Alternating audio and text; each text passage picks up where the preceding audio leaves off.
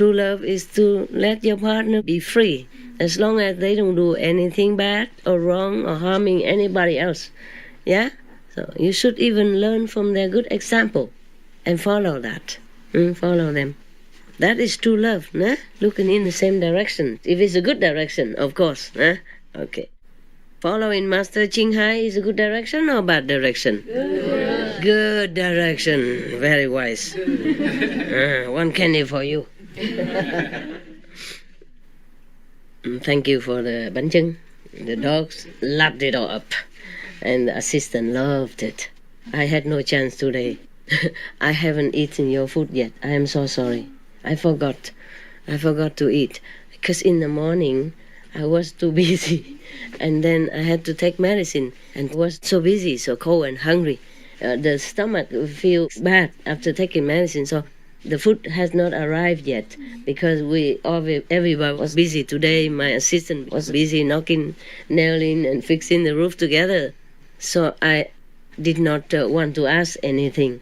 So I took the couple pieces of vegan bread and I put some vegan spread on it and just ate that. Yeah, just to calm the stomach. And then after that, bread is swollen inside somehow, and I didn't feel hungry at all until now.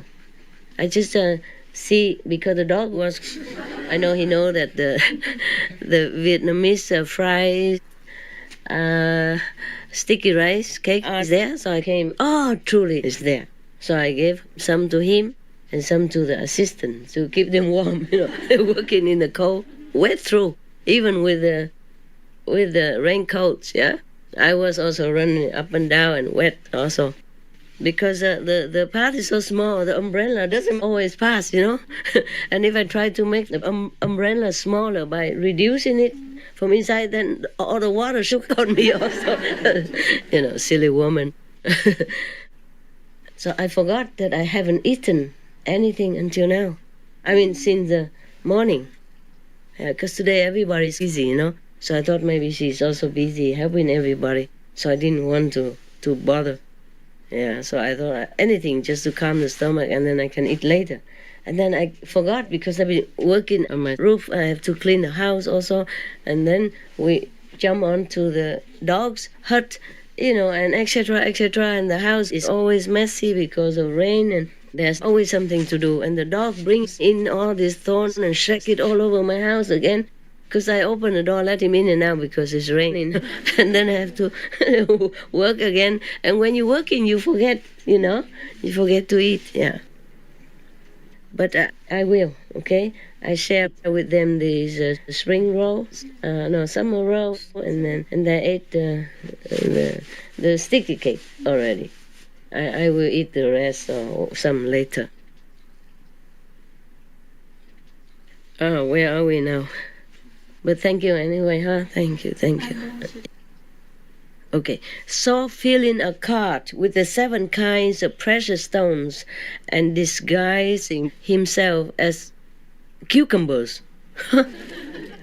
He drove into the city of Benares. How can a cucumber drive himself with a cart full of gold? Probably a cucumber seller or something. I don't know, I have to read on. I haven't read the story. But I just read some before and I knew it's going to be a good story. Not like the other book. I read most of the stories before I read it to you. I choose. Because I read some, they're so gruesome. So I didn't want to take a chance, Therefore, I read most of all the stories I read to you. This, I have not had a chance yet. It's new. And then I was sick, I don't feel like reading much. So I didn't check, but I knew it's going to be a good story because I just read some, I was just turning the pages knowing that it explained to people what kind of precepts you keep and what kind of merit you have and how a charitable deed will bring you a heavenly fruit, heavenly birth, yeah? Etc., etc. So I knew it's going to be a good story, so I didn't have to check it. So I don't know why filling a cart with 7 kinds of precious stones No. The stones, precious stone disguised as cucumbers. Not him. He drove into the city. Sometimes I didn't write it very clearly, you know? Yeah. He drove into the city of Benares. Come, get cucumbers, he cried loud as he entered the street. But when people came to him with coins in their hands, he said, I do not part with my cucumbers for a price. He said, come get cucumbers when people came to buy it himself. On what terms do you part with them then? They asked. I give them to the woman that keeps the precepts. He replied, Master, what do you mean by precepts? Are they black or brown or some other color? How wise, huh? Imagine people didn't even know what precepts are in that day. Many people still don't know nowadays, huh? Yeah. Sometimes they think they're Christian or they think they're Buddhist, but they don't really keep precepts. Because if you do keep 5 precepts only, then you don't eat animals, because thou shalt not kill, thou shalt not harm others. And if you eat the fish or the animals, that means you're harming them, either directly or indirectly. Because if you don't eat, people don't kill for you. Huh? So he just taught his wife the 5 precepts, and she kept them. So she didn't eat any live fish, you see? Yeah. Now, so the Sakra, in the form of a vendor, said, you don't even know what precepts are? Much less will you keep them. I will give my cucumbers to the woman who keeps the precepts only. Yeah. Master, we know there is a potter's daughter who is always going about saying, I keep the precepts. You will give them to her. Go give them to her. The potter's daughter said to him, very well, master, give them to me. So Sakra pretend he didn't know. He said, who are you? She said, I'm a maiden that has never failed to keep the precepts. The moral conducts. Sakra said, for you alone have I brought these. And driving his cart to her house, he presented to her, in the guise of cucumbers, celestial treasures which could not be taken away by others. And making his identity known to her now, he said, here is wealth sufficient for you to live on. Rich husband and loving husband. Keep the 5 precepts unbroken. Continue, please. He said that, and then he departed. This is really unconditional love, né? Not that he liked to linger there to, because he needed her, or stay around with her because he's lonely, or he really needed her, anything. He just wanted to help her and to save her, from a miserable existence. Okay. At the end of her existence as a potter's daughter, she was reborn in the world of the Asuras as the daughter of Vipasiti, king of Asuras. It's already promoted, upgraded, but still far away from her husband's kingdom yet. God. Miserable lot. Huh? But the king of Asuras, Vipasiti, was the bitter enemy of her husband Sakra. Since she had kept the precepts in the 2 successive existences, she was fair of form, beautiful. Her skin was of a golden color, and she was endowed with beauty and comeliness, the like of which had never been seen. Vipasiti, king of Asuras, said to all the Asura princes who sought her in marriage. You are not fit to marry my daughter, he said to all of them. Yeah, typical father, no? Yeah. But also she was so beautiful, too beautiful. Having thus refused to give her in marriage to any of the Asura princes, he said, my daughter shall choose for herself such a husband as she sees fit. Well, very liberal father, huh?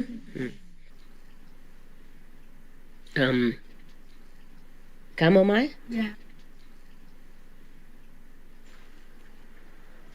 I think 1 or 2 cups a day is enough of this. Otherwise, you will have a loose stomach. Understand that? But it's good to cleanse up. It's okay. But it won't last forever. It probably cleans up every bad thing and flushes it out. But if you need to work, then be careful. Okay? You can't leave your computer every 5 minutes and say, boss, I'm sorry. Don't know what's wrong with me today.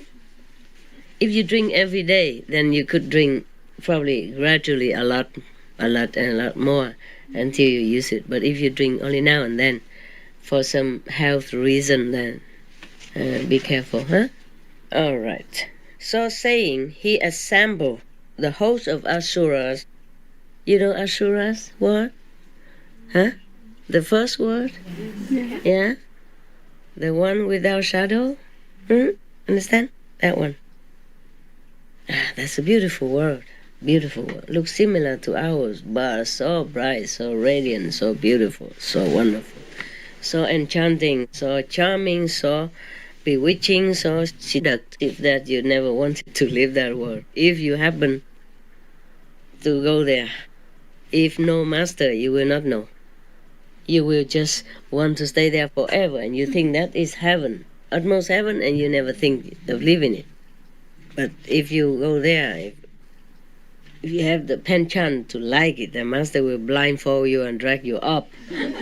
Go, go, go, go. This is not a place for you because it's too beautiful. Shining, with light and music and anything you want just appear immediately. Imagine here we have to work for every little drop of water that we take even, huh? Over there, everything is delicious, everything is good, and you don't even have to do anything for it. Stretch your legs out, love. Stretch it out before you die. Look at me, I also have to stretch it out, huh? It's a cold weather and damp in the air, and your bones telling you that you have them. You have bones. So, take care of your joint. Just stretch it out, okay? Or do some shaky thing like this. All right. I think that's why the Tibetan monks they always moving, swaying their bodies, sideways to keep them not numb, no? Because in some festivals they have to read a big sutra. Imagine you couldn't read anymore, or cannot walk out anymore after. Long hours of reciting, then it's bad. Okay, yeah, do that. Now do it with your legs then, huh? So he assembled the host of Asuras and placing a garland of flowers in the hand of his daughter, he said to her, choose for yourself a husband who suits you. At that moment, Sakra looked to see where she had been reborn. Lucky he looked quick enough, no? Just a few more seconds, she'd be taken. Perceiving what was taking place, he assumed the form of an old Asura, and went and stood in the outer circle of the assembled company. The daughter of Vipasiti looked this way and that way, suddenly, because in the previous state of existence she had lived with Sakra. She was overwhelmed as by a mighty torrent by the power of the love for him, which sprang up within her. And crying out, he is my husband, the old wretch, old Sakra, the old Asura, yeah. and she threw the garland of flowers over his head. You know, this old Asura, Sakra, these guys. Yeah, says the Asuras together. For a long time, our king has been unable to find a husband suitable for his daughter. Now, however, he has found one. This fellow is old enough to be his daughter's grandfather. Sarcastic, you know. Old enough to be her grandfather. And they departed, hanging their heads with shame. Yeah, lost it all to an old man. Yeah, some people like old woman, old man. You know? Yeah, that's why sometimes young men marry older woman. Sometimes older men marry young woman. But it's more often the latter than the first, right? We women, after 4, 5, 60, we don't feel like marrying anymore. But men, they still like. Just put a denture on and go on. Sakra took her by the hand, cried out, "I am Sakra," and flew up into the air. The Asuras exclaimed, "We have been fooled by old Sakra," and started up in pursuit, chasing him. Matali, the charioteer, brought up the chariot called Chariot of Victory and stopped by the way. Thereupon Sakra assisted his bride to mount and set out for the city of the gods. Now, when they reached the forest of silk cotton trees, the Garuda fledglings, hearing the sound of the chariot and fearing they would be crushed to death, cried out. When Sakra heard their cries, he asked Matali, "What are they that are crying?" Even the god doesn't know everything. You know, the god of the gods. So you can see, it's a lower heaven, huh? Yeah. The 5th level heavens know everything, of course. Huh? The higher they go, the more knowledge of everything. Even mundane knowledge. Yeah, they know everything. If they want to know, huh? Sometimes they don't want to. What is there here that they want to know? Tell me. Is something worthy of for their ears to busy their ears with? No. Is something worthy for their nose to smell? Huh? For their eyes to see? Huh? No. Yeah, an old woman sitting here with her feet on the table, wagging her toes and talking nonsense. And the whole assembly also laughing at nonsense. Yeah, nothing much. The best is like this already, you know, imagine. Imagine the rest. How would he like to see anything? No, I'm just joking. The gods are listening. Whenever we have a lecturing or assembly like this, they always come around. Yeah, they love very much. They love this kind of talk. More than humans. They appreciate it more because they truly understand the power of the spoken words of the sutra and of whoever respectfully recite it. Yeah, not necessarily even a high master. They like it because it makes them feel elated, happy, and extends their merit so that they can live even longer in heaven. They can stay as a god longer. So that the flowers on their heads will not wither so quickly. They won't die that quick. Yeah? And they have more power, more youth, more vigor, more happiness.